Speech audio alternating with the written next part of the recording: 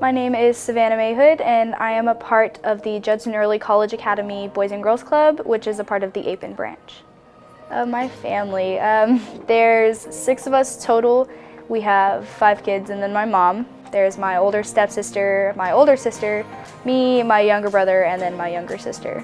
I think what makes a great leader are a lot of people skills, because if you're not good with working with people, then you can't really lead them. I've learned that my voice matters a lot to myself and to other people's, and my opinion matters. I've also learned to kind of lead by example and how to be a leader by taking the initiative and to actually doing the things that I want to do and not waiting for anyone to tell me. A person in the club that has inspired me is Brittany Chinchilla.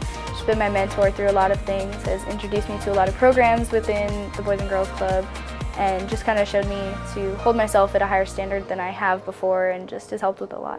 I would say that the club experience is very eye-opening. You kind of learn things about yourself and about other people, and interacting with other people that you wouldn't necessarily get outside of the club. And it's pretty fun, just kind of chilling with your friends. You could be like working on something or watching them play video games if you don't play like I don't, or like playing ping pong, doing whatever you do.